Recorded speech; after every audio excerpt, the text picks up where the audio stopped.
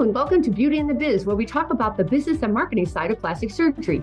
I'm your host, Maley, author of Your Aesthetic Practice, What Your Patients Are Saying, as well as consultant to get you more patients and more profits. So today's guest I'm very excited about. He's international. It's Dr. Capi Wever. He's a facial and reconstructive plastic surgeon practicing in the Netherlands for the past 21 years. Now he focuses on natural-looking rhinoplasties and facelifts. So here's his background. Dr. Wever was born in the Netherlands, but he grew up on the Caribbean island of Aruba. He studied for several years in Massachusetts, then studied in Amsterdam, then did a fellowship in Indianapolis, and then learned facial nerve repair surgery from a Harvard professor. He's very active in the facial surgery industry, and he speaks all over the world. I've been at conferences with him for several years now, and I finally got him on the show. So Dr. Wever, welcome to Beauty and the Biz. It is a pleasure to have you. Thank you. It's an honor to be here, and great to have this chat. I'm looking forward to it. Yeah. So the first question is, how in the world did you get from the Netherlands to Aruba to Massachusetts to back to the Netherlands to Indianapolis and back to the Netherlands? What are you doing? Well, it sounds really complex, but it's actually quite logical if you look at the perspective of the Dutch Caribbean. They have no universities there. Definitely didn't have them in the 50s, and my dad was actually shipped by boat. He's an Aruban.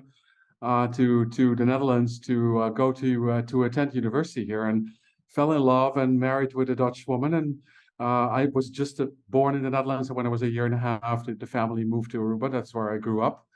And Aruba is a big tourist hub, so we're very oriented on the US, and people that go to college go either way. They either go to the Netherlands or they go to the US, and I went to the US first.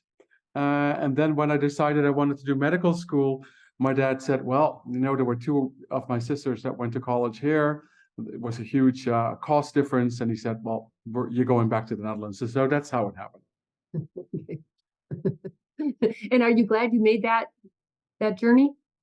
Oh, yeah. Well, I guess when I look back at it now, I sometimes wish I would have stayed in the US. I mean, I'd love to be there. I think it's a great country to be, contrary to what some of you think yourselves. You're sometimes very critical about your country, but I actually love it a lot. But in you know how life is, you don't really look back at it, and when you get a little older, you do. But it was a fun run, I think, and I always enjoy what I do, and I actually never look back at any of these decisions. Okay. Well, I did the tulip was my absolute favorite flower of all time. And I had on my bucket list to go to Amsterdam during April, during tulip season. And about 10 years ago, a girlfriend and I went over there. We saw more tulips in 1 week than I saw in my I'll ever see. I mean, it was amazing. You have tulip fields, and it was absolutely breathtaking. It was gorgeous. And I also checked out the cosmetic rejuvenation scene, because I think I was the only one there who had ever had anything done. It seemed, I'm just saying, from an outsider, I never saw one sign about Botox or filler or laser hair removal. It was, so I'm just wondering, how different is the Netherlands when it comes to cosmetic rejuvenation versus the US? Oh, it's very different. It's very different, and it makes it much harder to build your business. I think the demand for facial cosmetics is pretty much the same when you focus on the desire part of it. I mean, but the cultural layer on top of it is so thick that people find it really hard to sort of express that need, and especially I would say in the original Dutch population, it's something that sometimes takes them a long time to actually come to that, to sort of ventilating that desire. It's a little bit less so for rhinoplasty, but definitely for aging face, it's a big taboo, and people struggle with it a lot. And I would say in terms of Botox and fillers, it's much less Main Street than it is in the US. It's up and coming big time in the bigger cities, in Amsterdam and Rotterdam, especially in the younger population. I would say the sub 35-year-olds, they think about it differently, but in the older population, it still is very much taboo, very much associated with big lips and people that look strange and weird. So it's much less present than it is in your environment. Yeah, and I definitely noticed that, but that was 10 years ago. It's probably changed a lot and it'll probably continue to change, obviously. So how is a plastic surgeon set up in the Netherlands? Are you private practice? Are you hospital? Are you both? Well, that's also very different from the US in the sense that I would say that it's we don't see people go into private practice solo like I do. I'm one of the few people that does and followed in the tracks of Steve Perkins who trained me. So I really modeled my practice on based on the US model. But the majority of people are work in their hospital practices, either plastic surgeons or ENT surgeons, trained people. It doesn't really matter, make a good salary there, and typically they take the Friday off and then work in a private practice to make some extra income. So they're not as nearly as focused as they are in the US. And of course, if you only do 1 day a week and do some breast augmentation or something like that, you're not going to be able to build your own practice. So this has sort of created this vacuum for these clinics that you don't really have in the States. I mean, the market is dominated by big clinics, big corporate clinics that provide cosmetic care and pay you by the hour or pay surgeons by the procedure. So a practice that is doctor owned, like you're used to, which makes so much sense, is extremely rare here. That's so interesting. So how did you have the courage to do it? And how do you do it if it's not done? Are you hated? Are you envied? Are you admired? Oh, all of those things, all of those things. I when I started, first of all, the way that I organized my training, and hooking up with Steve Perkins and an American surgeon was looked down upon, or however you want to label it. You don't have fellowships where you learn from each other? No, that's another big difference. There's we don't have that system of multi-generational fellowships that you have. So it's very much individuals here and there who have a high level of skills, but there's no continuancy in time. So when I did that, that was people were frowning on that, and why don't you just follow in the steps of what we're doing here? And when I opened my own practice, it was the same, and so there's a lot of envy.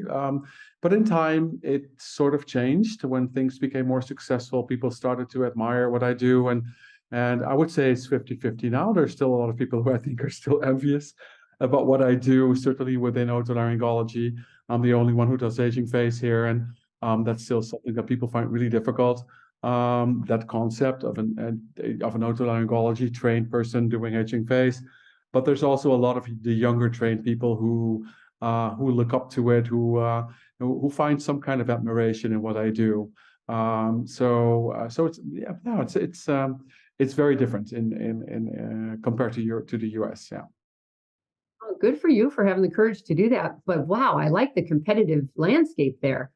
I mean, if you're the only aging face surgeon, you're in good shape. Well, the only aging face surgeon from with a otolaryngology base. I mean, there's quite a few plastic surgeons who are the plastic surgeons, general plastic surgeons really dominate the aging face market. So there's quite a few more of them. But even amongst plastic surgery, I mean, it takes such a lot of dedication and skill and focus and making personal sacrifices to really be able to do extended facelift surgery that a lot of these people don't have the patience to invest in that. So what we see is that plastic surgeons in general focus on the things that are easy and fast. So that would be breast augmentation and liposuction. And I would say in the entire country, and we're a country of 18 million people, my competitors in aging face, maybe two or three others, are doing the kind of volume that I do, but out of otolaryngology, none. So it's a very competitive landscape indeed, but it's also a smaller market. There's less consumers that are seeking that service. Well, as a consumer, older, mature woman consumer, I was all about the facial plastic surgeon. I was like, give me the specialist, the one who knows the neck up really, really well. I mean, you're rearranging somebody's face. It's a big deal. Do patients come in from out of town, or does that happen, or everyone's right in your area? Oh no, by definition. I mean, if you have a, if you, I mean, of course, it's taken me a long time to get there, but once your name is established, that's the fun thing about a country like the Netherlands. I mean, it's 3 hours at the widest point, so it's a small country, 18 million people, of whom most of them are concentrated between Amsterdam and Rotterdam and Utrecht. No, you're always recruiting nationwide. So people come from the north, from the south. And you can add Belgium to that as well. So we have a lot of people that travel from Belgium as well. So it's really, I would say I have a stronghold in The Hague and Amsterdam, but people come from all over the country and from abroad. Very nice. I do know a couple of non-surgical physicians who make a nice living, I guess, off in the non-surgical. And they struggle with it as well. It's just not America. You know, everything is so open and transparent, and social media changed a lot of this as well. And the consumer got a lot younger and diverse and all of that. Do you have that? Like, would you do non-surgical as well, or do you focus just on surgery in the Netherlands? So regarding the non-surgical specialist, it's also very interesting because it's in a way it's maybe it's your future. It's the way that the non-invasive market has moved in the US as well. So let me reflect a little bit on that. What happened is when the fillers and Botox came to the market, as I explained to you, general plastic surgeons really were quite comfortable in their hospital jobs and working 1 day a week and doing breast aug in private practices. And then when Botox and fillers came along, if I can, I'm exaggerating a little bit, but they sort of snobbishly looked the other way. And they didn't see that this was going to be a big thing. And this created a vacuum for what we call general aesthetics physicians. So typically people with MD and straight out of their medical school, they started doing Botox and fillers. And they dominate the market now by far. I mean, the derms are a complete minority.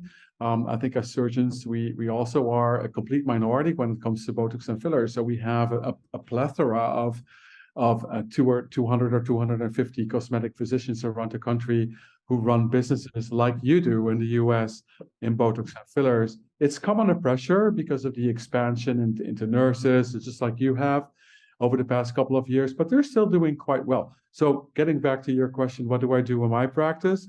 I started doing Botox and fillers, but I think for two reasons. I think I started to notice that there's a very low convergence from people that come out of Botox and fillers into surgery.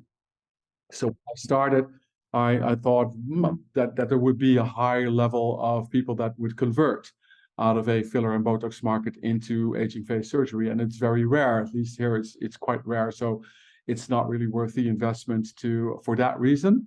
And the other reason is when I visited Timothy Martin in San Francisco, who has a setup and told me, he quit doing fillers and Botox altogether.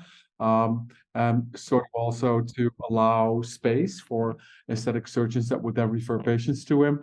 I kind of like that idea. So I'm almost at a 0 point, and I know that's quite odd for a US surgeon, but it's allowed me to really focus on what I do, and I like that feeling. So I would say 95% of what I do is surgical.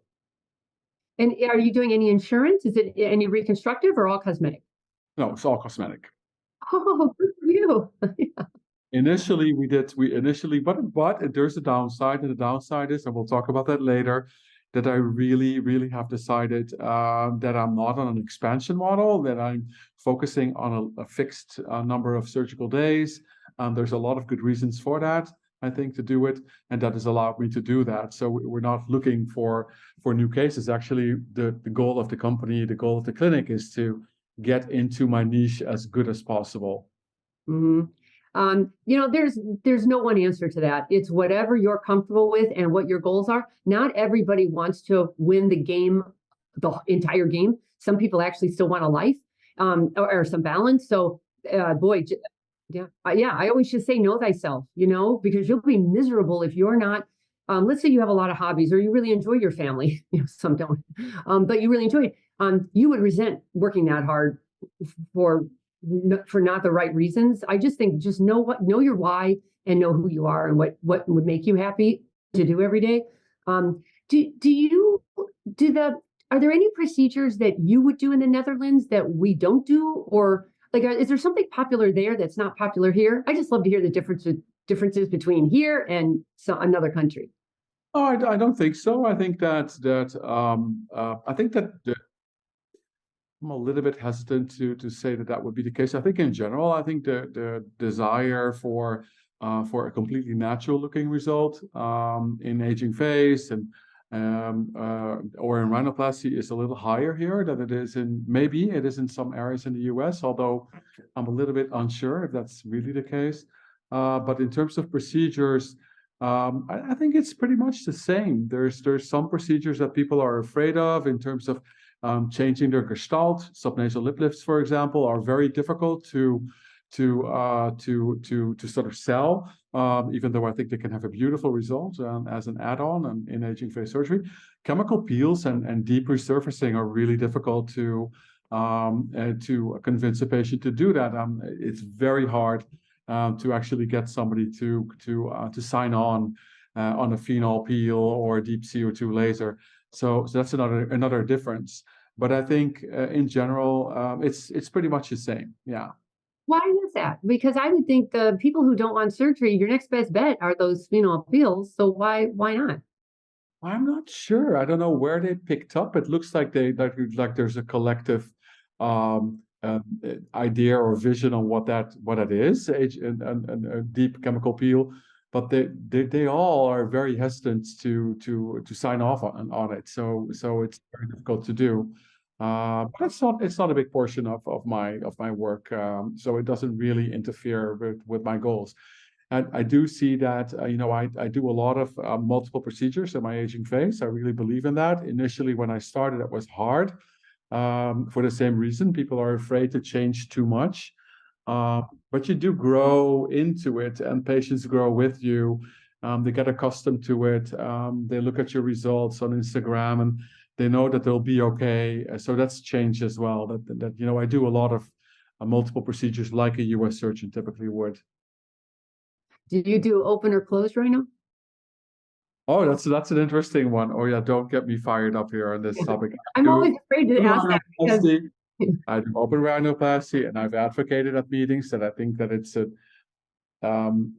maybe not such a smart idea to change the algorithm mid-career. It takes, in my view, 1,500 to 2,000 rhinoplasties to get comfortable with what you're doing. And I have had this discussion with many US surgeons, and I don't really see the point in suddenly changing into a new direction when you're 50 plus. So I decided that I'm not going to do that. I can get beautiful results with an open technique, and I'm sticking to it no matter what happens. as you should. And what about SMAS versus deplane? I do deplane. It's been a personal life journey to do that, and I think it takes a lot of time and effort to actually get there.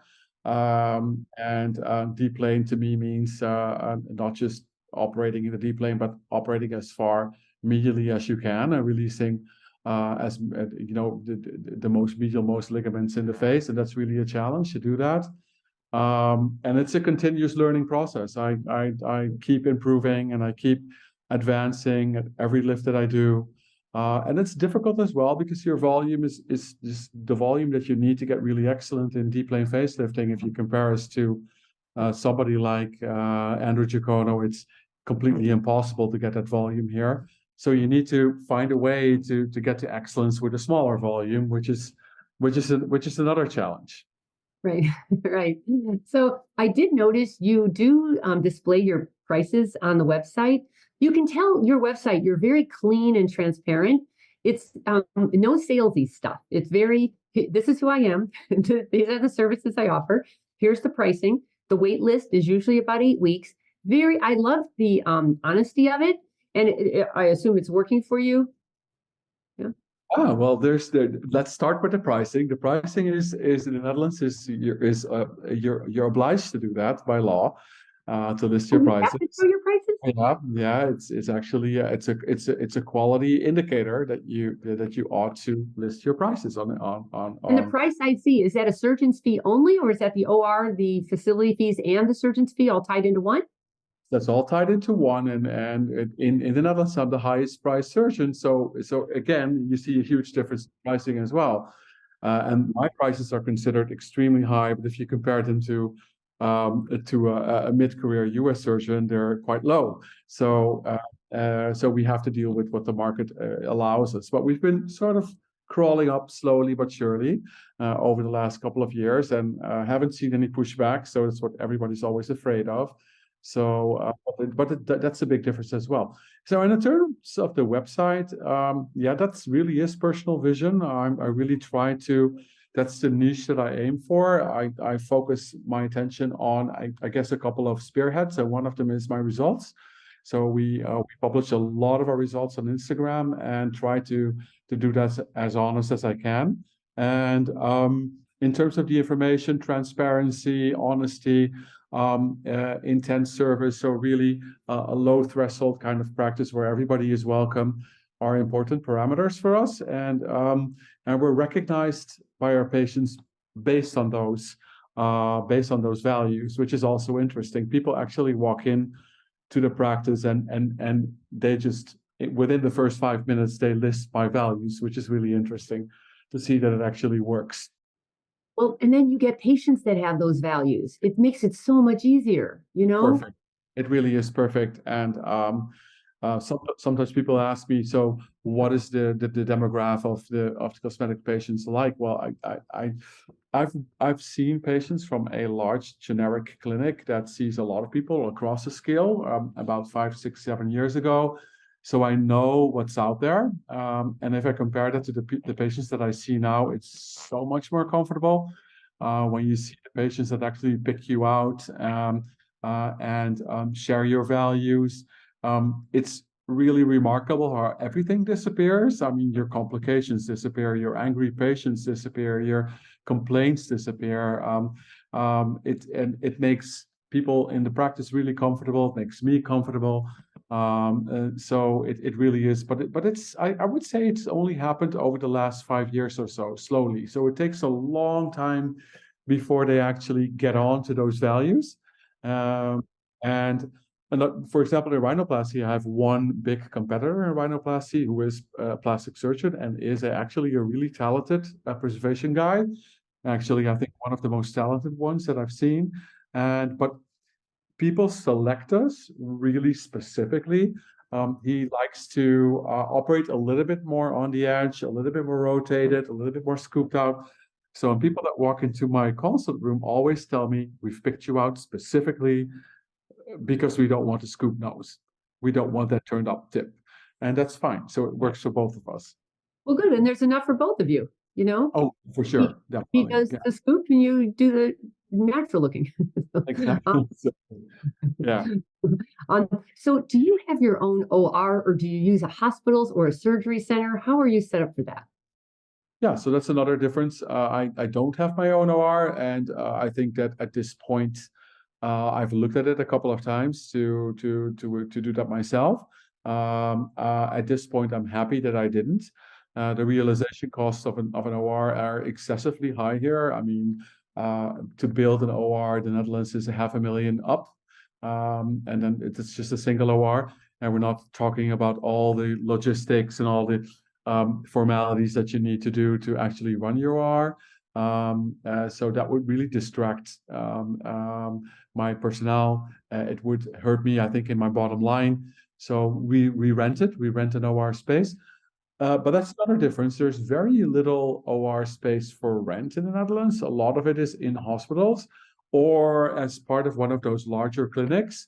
So luckily we have a beautiful setup now, and it's a single OR center where I operate, and I'm almost the only person who actually leases the space. So it's perfect.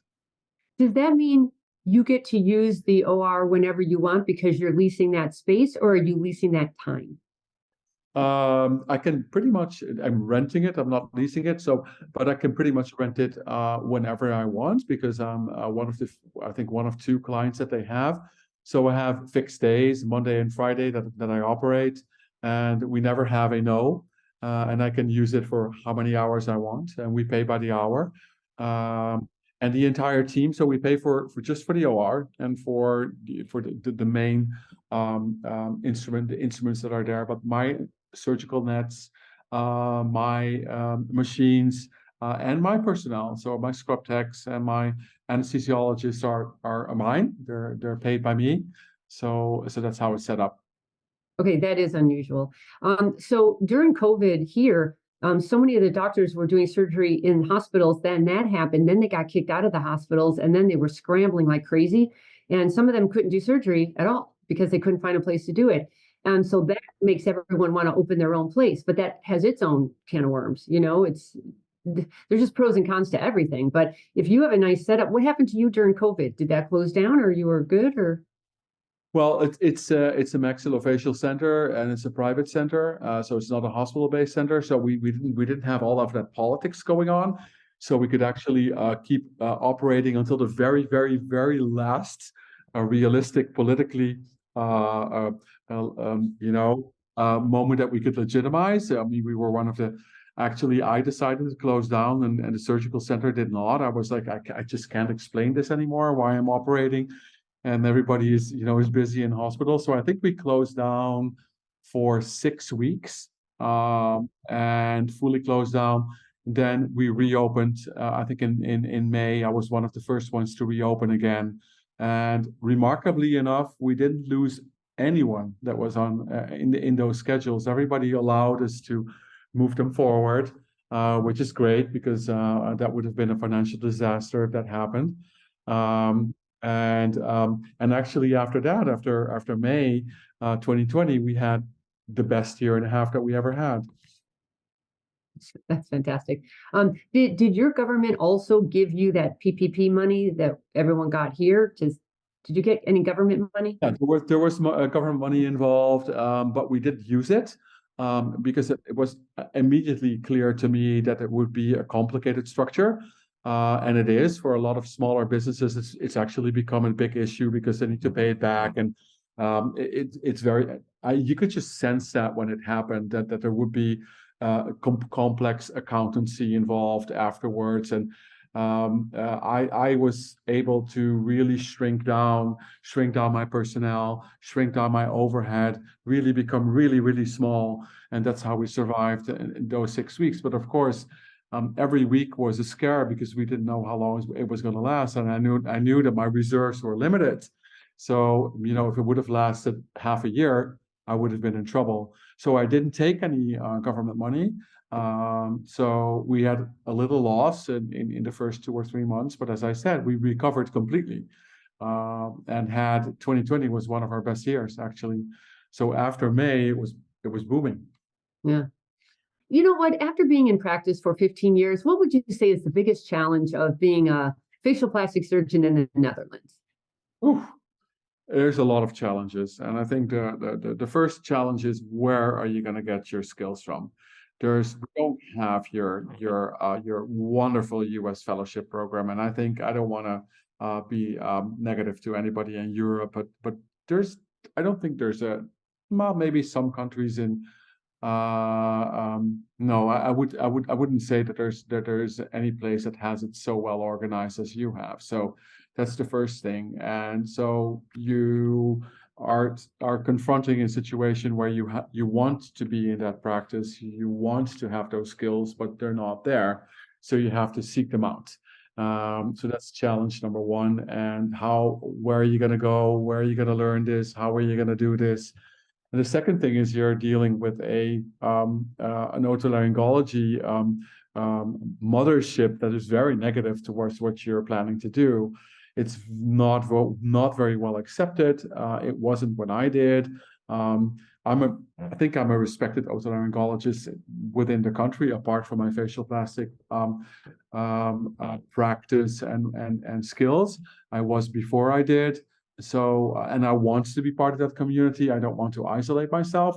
But it was very hard because it was very much looked down up as why are you doing this? And you're only about making money, and why aren't you just being part of the community? So that was tough. I think it's tough because you have to, certainly if you want to do aging face, you have to survive the initial years of being looked at by the plastic surgeons, because you're doing something that nobody else is doing. So here is this young otolaryngologist who's suddenly doing aging face. So you have to make sure that you make no mistakes, that you're safe. So you have to go slowly and grow slowly. So that was a big challenge, I think. And making yourself visible in a climate where everybody is focused on big private practices. It's exactly the other way around. Your lifestyle lift that you had in the US is our standard. Uh, so for the clients to actually, Dutch people trust something that is big. So if the hospital is big, if the clinic is big, then it must be good. So to now suddenly trust this singular person who is crazy about what he does, it takes time to convince people that actually works. So there's a lot of challenges, but it's a lot of fun.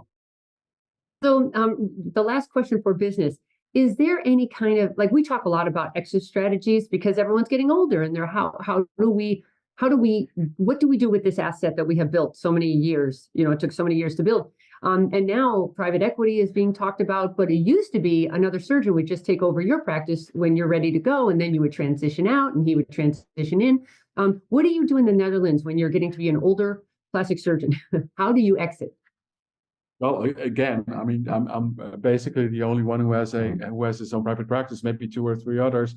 So it's a unique challenge. We do have the same private equity wave that is moving through the country, but mostly focusing on the cosmetic surgeons, the cosmetic doctors that you were talking about before.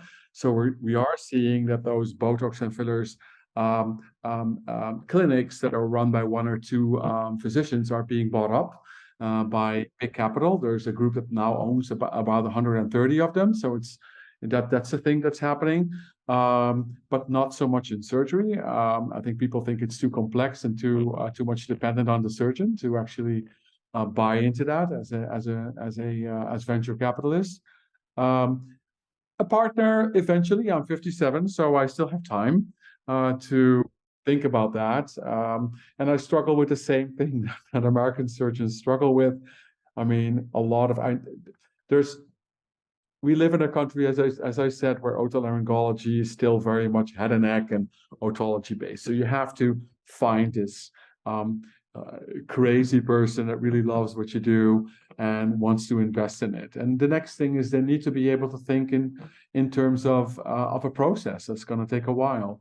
And they're always comparing you with their hospital-based job, which pays them a very good salary. So it's very difficult to actually find somebody who's willing to be groomed and is patient and has the time to work with it. But I'm on the outlook always to seeing if I meet somebody who would fit that role. I'm not sure if I'm really concerned about my own exit. I mean, I'm happy where I am. I'm not looking for this. If I hear the numbers that are rolling over the table with these takeovers in the US, I'm like, what are you going to do with all this money? But anyway, so I'm more concerned about the people in the practice. I have a couple of people in the practice that I've been working with for a long time. My office manager is 37. She's well paid, but she's also given me a lot back. So I'm concerned about them. I'm concerned about their future. What's going to happen with them after me. So yeah, there's other motives except for a financial transaction to make your business continuous. Well, it'd be nice if you had a son that was interested in medicine. Yeah. I No. don't. He's interested in other stuff. Yeah. All right. Well, there goes plan A. Yeah. So back to the one thing that's super important is, at least in America, marketing and patient acquisition has gotten as important as the surgery itself, because there's this pie and everyone's after the pie. So you've got to be such a good marketer. And in America, we're way over the top with advertising. In most European countries, they have so many regulations about self-promotion and that kind of thing. So where are the Netherlands? Where do they stand when it comes to you promoting your services? Well, I know that there's countries that regulate it. This is my Instagram, so Ah, we can pretty much do anything. Um, so countries that limit you, I know that Turkey had limitations. I don't know if they still have. I know Germany had them. I know that Belgium had them. There's a lot of preset ideas that the consumer needs to be protected, especially younger consumers, especially rhinoplasty in patients, especially younger patients that want to get into fillers. This idea is very present in politics, so I understand where it comes from. Actually, I've been one of the people that negotiated that with the government, and it's very, very common here as well, but it hasn't really affected our rules and regulations. So yes, we can market. We can market on Instagram. We can market on internet. So we're pretty much free to do that. Not a lot of um, uh, framework around that and how you do that. So yeah, there's a lot of competition for sure. But I've really focused on, as I said before, on the results. That's really what I do. I try to publish results in a very high volume. So it's building up sort of a resume. And it's a small country, which is also works for you. I can imagine if you work in New York City with, I don't know how many thousands of surgeons, that's a different patient experience. I can completely imagine that they're completely confused, that they have no idea who to pick. But in the Netherlands, I think almost every rhinoplasty patient will find out in their first internet search that there are two or three surgeons that you can look at if you are serious. do you need really good SEO there in the Netherlands, or you just need okay SEO and you're found? I invest in both. I invest in SEA and in SEO, and I think that I'm always confused which one is more important. Actually, the SEA I think is more you see it faster, and the SEO I do turn up on the first page on rhinoplasty and aging face usually, but I don't really have enough steer information to know which one is the one that's most important. So it's quite a big for my practice, a bunch of money that we spend on that. It definitely is important. I would be really afraid to knock that out and say that people know who I am and they'll come even if I don't do that. I don't believe that. People will need to find you. They will need to keep finding you every time again. Every new patient will go on internet, will use whatever they're using, rhinoplasty or facelift, and you will need to pop up. And once that happens, they find their way to your website. They find their way, definitely the younger ones will find their way to Instagram, and you'll get into that niche that really understands that all that matters is results. And that group is big enough to fill the practice, and it's growing and growing and growing. So there's a lot of people that fall for different um, indicators or fall for. I always tell people why would I compete in a different way? I mean, there's patients who probably select their surgeons based on glamour, who select their surgeon based on hipness or authority, images of authority. But if you do that, that's what I always tell younger people. What if I would want to compete on glamour? I'm 57 years old. I'm going to lose. I'm going to lose to the next 35-year-old who comes to the market and I'm gone. I think you need to focus on those things that you do well. And if you're experienced, focus on the experience part. And that's what I do. And I try to, that's a big struggle. How do we communicate the values that we have as a business? Because we are very slow speed, we're very personal, we're very warm, very different in that sense from most of the other practices. How do we translate that? So we're very high trust. We deal with our own complications. So we don't operate you and let you go like some practices do. So that's harder to translate, I think, to patients, those You values. need to get your patients to say that. Your patients need to say that for you in reviews. Are reviews popular in the Netherlands? I would think. They are popular in in the Netherlands. It's part of the triangulation that people do. They also look at your reviews. I wouldn't say that they're as important. If you look at Real Self, for example, it almost seems like part of your demographic bases their choice primarily on reviews. I think there's also a lot of skepticism in the country regarding reviews. People know that they're constructed. People know that if there's a huge amount of reviews, that something is wrong. People know that if you have an average of a 4.8, that something is wrong. So there's a high level of skepticism, and which I recognize in myself as well. When I, for example, if I book a hotel wherever far away in Indonesia, I usually have already made my decision that I want to go to that hotel, and all I do is check two or three of the one reviews to see if there's a pattern. And if all of them tell you that there's a lot of cockroaches, then it's probably true. But usually there's just a lot of nastiness in the 1 star reviews, and you can tell in your first read, and I ignore it and I just book. And I think a lot of our patients do that as well. So they do use it as part of their triangulation process, but I don't think it is very important. I think the images, for my rhinoplasty patients, the images are really critical. Some of them come in and have made mood boards with several of the images and tell me this one I like, this one I like. Aging face, lesser so. It's a harder market to convince visually, I think. Well, let's talk about that because we need before and after photos. We consumer patients, I don't care what country you're from, you want to see tangible evidence that you know what you're doing. And I am not going to regret this decision. So all of us need to see to see your work. You somehow have managed to get quite a few before and after photos, full face. I see sometimes you don't get full face, but I like how you creatively have designed it. And is that on purpose? Here's what I was thinking.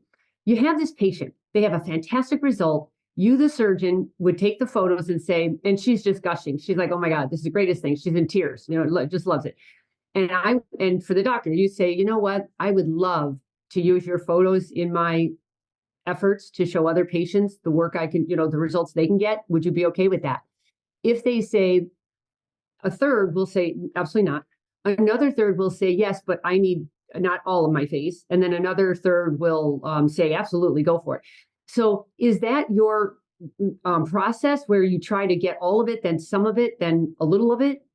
How are you getting those photos? Absolutely. It's exactly, the numbers are different, the statistics are, but the process is the same.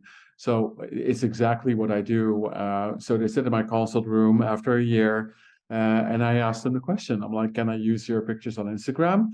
And then there's, like you say, 3 options. When they say yes or no, that's option 1 and option 2. And option 3 is, I'm not sure. And when they are not sure, then I explain to them, what about if I just select part of your face? And I show them that on the screen, and I make it smaller and smaller and smaller. And sometimes in rhinoplasty, I end up just with the nose. And then most people would sign off on it. They were okay with it. And I would say that the interesting thing is, I would say that right now, the distribution probably is 20% full face, 50% not full face, and the remainder say no. It's grown, and that's also interesting. The number of people who consent on posting the pictures online really has grown, and it's always a matter of pride. They consider it almost like they're proud to be there on. Sometimes they even call to my office manager and they're like, why hasn't he asked me yet to be on Instagram? Some of them really wants to be there, as if it's considered something positive to be on my Instagram. So that was really different 5 years ago. 5 years, I really struggled to try to push them, get them in, and it was really hard for me to get pictures online. And now it's almost everybody consents. Yeah. Well, the irony is the more of them you get, the more they want to be part of that. That's what it looks like. You did the tough part already. At least you're on a roll now. and that's how it feels. Yeah. Anything for the facelift, because facelifts are also a challenge, but somehow you've gotten quite a collection of them. So are they any different than the rhino? Oh yeah, they're different from the rhinos for sure. I see a big difference in general attitude in the sub 35-year-old population in general. I mean, they're so much more easygoing. They're so much less bothered by all of these stigmata that the older generation is struggling with. So it's really a big reset. Also, I think in our migrant population, we have quite a large migrant population from Syria, from Iraq, from Iran, Azerbaijan, Morocco. They're easier going. They don't have as much demons when it comes to cosmetic surgery, and it's sort of leaked into the Dutch population. The ease, their sort of the freedom of mind that they have in making these decisions for themselves has almost like been a magnet, has drawn Dutch women in. But in the older generation, above 40, 45, it's still a struggle. And and then it depends on the person. It's sometimes very unpredictable who wants it, who's okay with posting. The older ones, I would say over 65, are generally easier with it. They're like, I did this, I don't care, just post it. The ones who are still mid-career in their 50s, mid 50s, especially if they're higher trained, have prominent jobs, are like, ooh, you can't use my photos. So but it's working out okay, I would say in general. I can see that. But what about word of mouth referrals? Which group gives you the most of them? And is that a big part of your patient acquisition plan? 60%. Yeah, there you go. It's 60% is word of mouth, and it's very difficult to measure because, as you know, some of them come in through a phone call, and then they sort of tell you in the third consult, they're like, "Oh yeah, you know, my niece was here as well." So then you need to sort of check it, and so you have the statistics. But we try to measure it. We've tried to measure it a couple of times in the past 2 years, and we estimated between 50 and 60%. And the interesting thing is in the downfall that we've had here, we haven't talked about that here. We've had horrible years since the end of 2021. Actually, we've just recovered in the past 3 quarters to normal practices again. It was the word of mouth people that disappeared. The patients that we were seeing all came through Google, who are qualitatively not as good. So you need to get a lot of them in, really pull hard. They don't come in for you. They don't show up. It's a very different population. Also, word of mouth is really important, both for rhinoplasty for sure, but for aging face a little bit lesser so, but as well, yeah. Wait, so what happened? What was the downfall? Oh, we were hit. We were slashed. My revenue went down to 50% of what I was making the year before. And every time that I went to meetings, we've seen each other there. And I started talking with US surgeons, and initially they were looking at me like, "What planet did you land from? You know, we're doing fine here." But at the most recent meetings in Miami and in Vegas, I heard more US surgeons who were now saying the same, Yeah. that they were starting to feel it. So we started seeing the downfall in December 2021. And it corresponds with the economic data that we see. That consumer reliance dropped off in the final quarter of 2021, and we struggled throughout 2022. We had a horrible year, and this year was up to July was horrible as well. We were down up to half the number of ORs that we were doing, and we couldn't fill those. And as I said, we've just recovered. So the third quarter, the fourth quarter, and the first quarter of 2024 are normal again. So I'm hoping that it will stay this way. So you did not enjoy a post-COVID surge? I would say we had We had a long one. It was good. in COVID surge. Oh, okay. So in 2021, in 2020 and 2021 were awesome years. So that was right in COVID. It was after COVID left the country when the economy started to implode. And I think in Europe, you have to mind you that we also had the energy crisis. We had the war in the Ukraine that played a huge role. The climate agenda is huge here. So people were very nervous, and you could tell. Yeah. Well, that has definitely rolled over here. I'm hearing it more and more. But now we have an election year, and you know what? Just expect the unexpected. I've given up trying to understand what's going on right now. But that's another story. So give me one crazy patient or staff story that we would enjoy. So positive or negative? Usually somebody tells me their embezzlement story, but just Yeah, I mean, I've had that definitely. I don't want to bother you with that. I've definitely had an embezzlement story, and it's taken me. Um, I think that the biggest surprise of the embezzlement story is that it really confronts you with yourself, and it confronts you with how long. Because I like to go slow. It's taken me, I think, 2 years to get rid of her. wait, then let's talk about it because I think I'm going to write a book on how to avoid being embezzled because everyone's got a creative staff person who has been involved. And it's like, who thinks like that? So can you just tell us some of the details? Well, if you, I work in my private practice about 3 out of 5 days. So I'm 2 days. I still work in a university center where I do facial nerve surgery, and so that makes you vulnerable at the start. So you're not there all the time. My wife is a radiologist, so I don't have the wife in the business. So that's another reason that makes you vulnerable. So here you are, you're dependent on these people that work for you. You don't see them all the time. Yet I don't have the time to do all the work. And the thing that I shouldn't have done and that I did do, I allowed the entire financial, which is really stupid. The billing and the payments were also in her hands, were also run by her.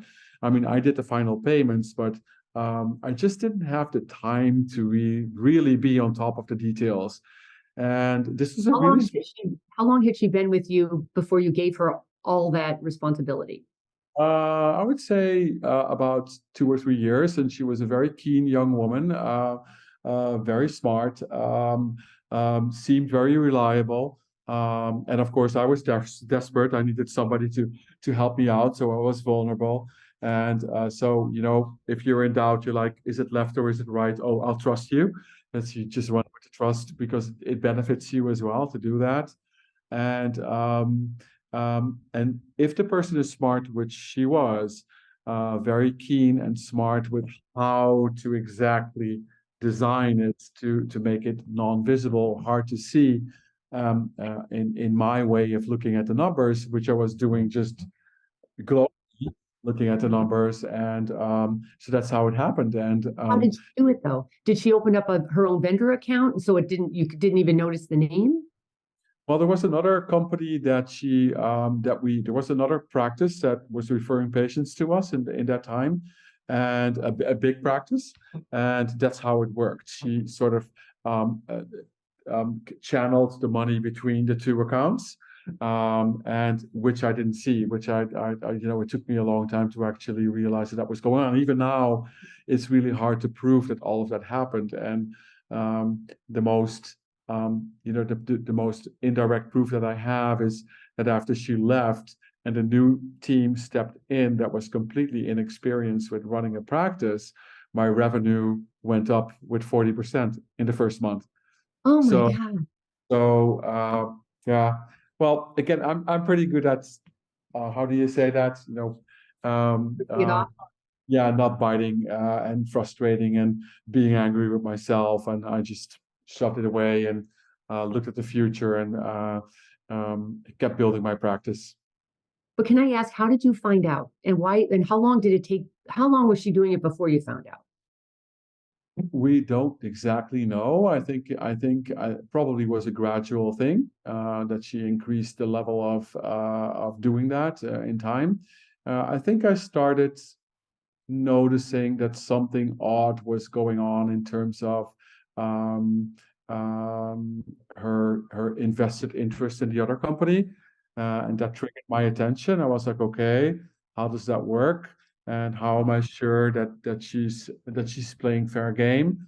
Um, and then I started noticing that I was almost unable to increase the net profit of the company, even though things seemed to be functioning better.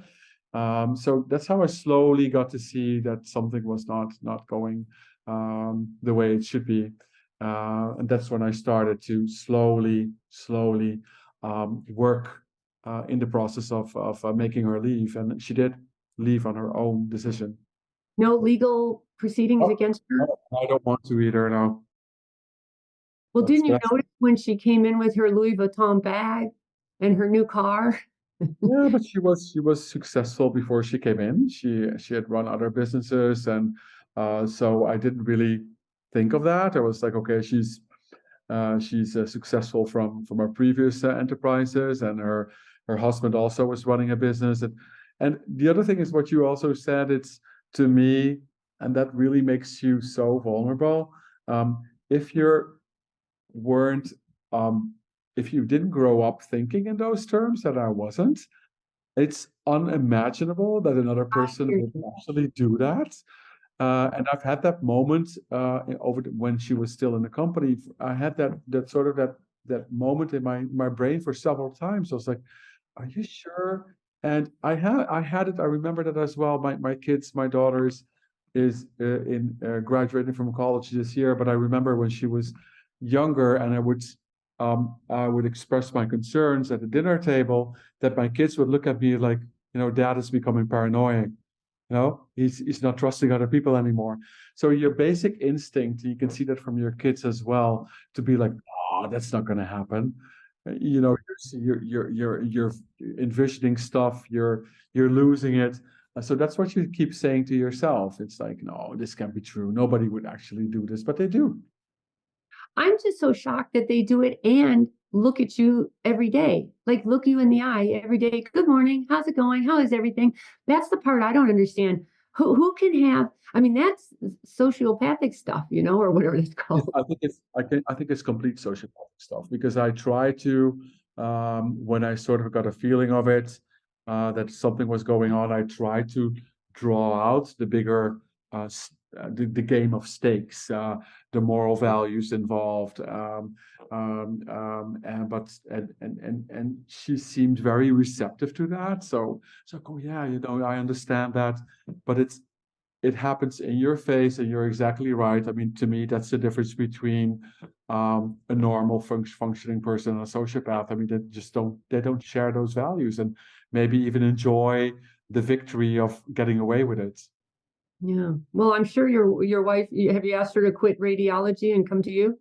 Because that's usually how the wives end up in the practices. There's always been an embezzlement. Now the doctor doesn't trust anybody, which why would he? Because they've proven that they can't be trusted. Although not everybody can't be, but boy, would I certainly would be paranoid after that. Ed Williams talks a lot about that. Things like have the bank accounts come straight to you. You want hard copy, and you want to see all the money that went out. You want to see everything, and circle it every week. Circle it and say, so can you tell me about this one? Can you tell me about this one? They have to know you're watching. Yep. And the one thing that I did is that really, and I completely agree with Ed. I mean, that's what you need to do, but you do need to have the time to do that. Right. What I did, the previous office manager had insight into the corporate accounts. She couldn't transfer money. I was the only one who could transfer money out of the account, but she had insight into the numbers, which allowed her to titrate her whatever she was doing. Now I've blinded my personnel for that, so I'm the only person who can see the corporate accounts. So nobody can see what's actually in the account. And I got when Anna went to Williams, I got her sort of a little bit involved into the business. So what she does now is she's the one who remotely from Massachusetts controls the incoming money, and she sees if the payments are being made in time. So we've blinded the personnel to for the financial details. Yeah. That's a great idea. Okay. And the last question before we wrap it up, tell us something we don't know about you. Oh, that you don't know about me. Which part shall I tell you? Well, I studied philosophy, so that's maybe an interesting thing. Oh, nice. So I try to sneak that into my lectures once in a while. Um, it usually doesn't work out very well when I Your try to. lectures are fantastic. I'm sorry we didn't have, do you want to?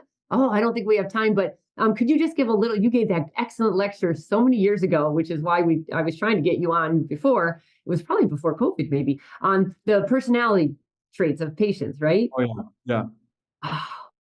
Is there any way you could synopse it? Like, is there like Well, that talk? I actually wrote a review about that, well, it's just something that comes out of being in practice and seeing the problems and trying to understand them and where they come from. After we actually had an incident with one patient, that's how it triggered my interest. But my bigger interest is in, for example, in preservation rhinoplasty. I actually enjoyed a lot to talk about that topic because it really intersects with philosophy of science. Nothing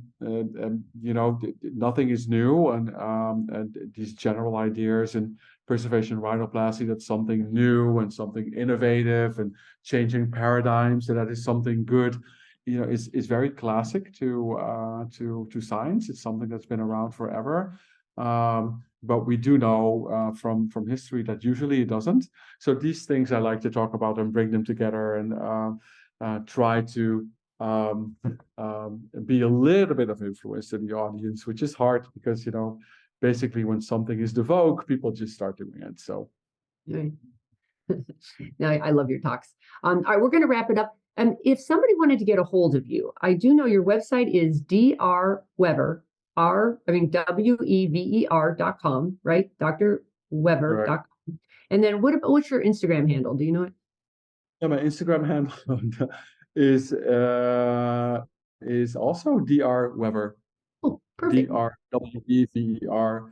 That's my Instagram, and anybody is welcome to contact me and or just walk up to me at a meeting. Next meeting that's coming up, I think that I'm going to is going to be Beaver Creek. Yeah. Which one? Beaver Creek meeting, the ski meeting, and then okay. My spring is pretty much booked full. So the next meetings will be Randy's meeting, and then the fall meeting in New Orleans, I think. Yeah. Oh, I'll track you down there. All right, I'll see you there.